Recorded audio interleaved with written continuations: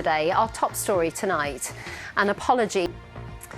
Hello. Two environmental activists on trial for climbing onto the QE2 bridge last October have apologised to the road users whose lives they disrupted.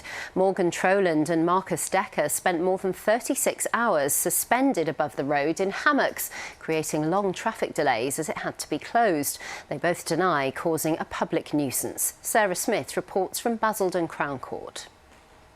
They may have appeared as... Reporter Charlie Rose has been looking at this, and it appears, Charlie, assuming detectives are acting on some new information. Yes, Sussex Police say they've received what they describe as a viable line of inquiry. They're not naming the man. A Kent mother is calling for local authorities to enforce their bans on disposable beach barbecues after her son spent a year recuperating from an accident that left him unable to walk for months. Lucy Gottlier's son nearly severed a major tendon in his foot after slipping on a discarded barbecue at Camber Sands. A ban on using disposable barbecues on a 14-mile stretch of coastline in Kent comes into force tomorrow. £100 fines will be issued to anyone using the single-use grills on beaches between Sea Salter and Reculver. Our correspondent Mark Norman has been to speak to the family in their home in Kent. People are due to stand trial in January next year, charged with the manslaughter of a baby girl.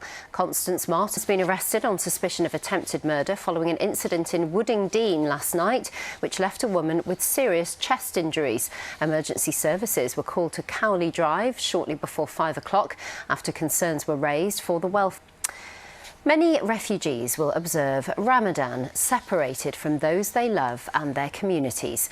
So while the holy month is a time for celebration, it can also be a reminder of a life that was lost. For tonight's special report, Chrissy Reedy reports from Hastings Mosque, which is supporting a number of refugees from Islamic communities, providing food, clothes and comfort while they're such a long way from home. For a huge film studio and housing complex in Ashford are a step closer after a multi-million-pound loan was agreed. The New Town Works project. When you're undergoing chemotherapy, one of the side effects, of course, can be losing your hair. Tough for anyone. Tougher still for children, like 15-year-old Seb Watt Bonar, the pupil at Cranbrook School in Kent, is being treated for a very rare form of leukemia. But as he undertakes that difficult journey, friends there wanted to show him he wasn't alone, as Piers Hopkirk reports. It's true friends for you, isn't it? Preparations for Brighton's marathon are underway, with more than 12,000 people set to pound the pavements of a new course on Sunday. It's being run by London Marathon Events after the previous organisers went into administration last year, with many owed thousands of pounds. Our sports reporter James Dunn is live in Hove for us tonight. Hello, James. The organisers are hoping for a fresh start on Sunday, aren't they? Now, we're still talking about it as one of our great Eurovision successes, but it's now 42 years, can you believe it, since Bucks Fizz won that song contest. Tonight, the three remaining members who perform as The Fizz are recreating the magic, holding a celebratory gig at the O2. Cheryl, Mike and Jay, who all live in Kent and Surrey, are holding the belated 40th anniversary gig as a thank you to their fans, who they say have remained with them through the highs and the lows. They won Eurovision in 1981 with Making Your Mind Up. But then Mike Nolan nearly lost his life when the band was in a coach crash in 1984.